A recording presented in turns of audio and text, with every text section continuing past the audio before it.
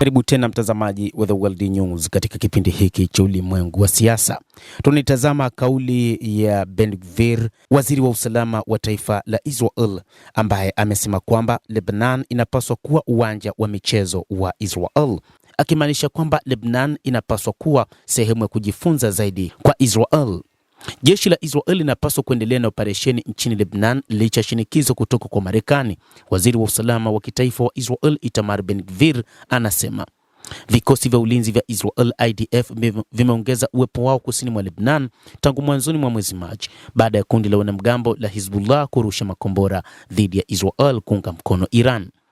Tehran tangu wakati huo imeorodhesha kumalizika kwa mapigano nchini Lebanon kama moja ya masharti yake muhimu katika mazungumzo ya amani na Marekani, na kumfanya Rais Donald Trump kulaani mara kwa mara mashambulizi ya anga ya Israel huko Beirut na kwingineko nchini humo.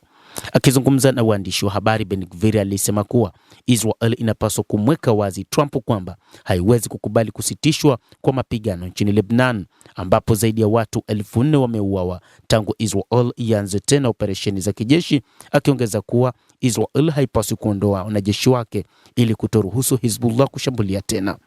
Ben Gvir alielezea Lebanon kama nchi inayounga mkono ugaidi, akiongeza kwamba hata kwa idadi ndogo ya wanajeshi tunaweza kupata matokeo ikiwa Lebanon itakuwa uwanja wetu wa michezo.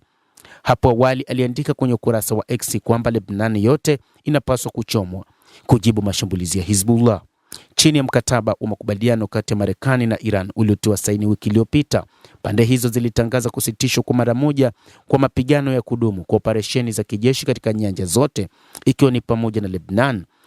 Siku ya Jumatatu, makamu wa rais wa Marekani JD Vance alisema kwamba mafanikio mazuri sana yamepatikana kwenye utaratibu wa kuondoa mizozo kwa Lebanon wakati wa mazungumzo na Iran nchini Uswisi.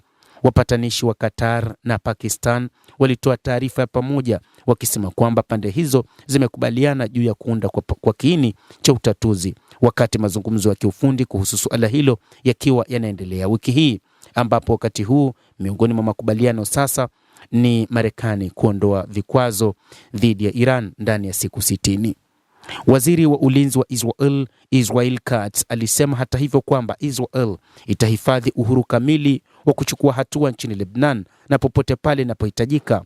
Waziri Mkuu Benjamin Netanyahu kwa upande wake alisema kuwa jeshi lilikuwa na uhuru kamili wa kuchukua hatua kuzuia tishio lolote la moja kwa moja au linalojitokeza.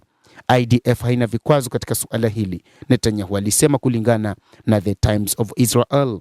Wanajeshi wa Israel hapo awali walikosoa mpango wa amani kati ya Marekani na Iran kushindwa kuendeleza malengo yao ya kivita kati ya Israel na Marekani dhidi ya Iran. Wakati wa msururu wa simu kali kwa Netanyahu mwezi huu, Trump alimtaka kiongozi huyo wa Israel kusitisha mashambulizi dhidi ya Lebanon, akiripotiwa kumtuhumu kuwa hana hukumu ya kifalme. Mtazamaji, endelea kutufuatilia, lakini nikusihi usisahau kulike, usisahau kucomment, kadhalika usisahau kusubscribe channel yetu hii upate habari hizi kwa mapana kupitia The World News. Mimi ni Adam Hussein. Endelea kuwa nasi wakati wote, endelea kutufuatilia ili upate habari hizi kwa mapana kupitia The World News.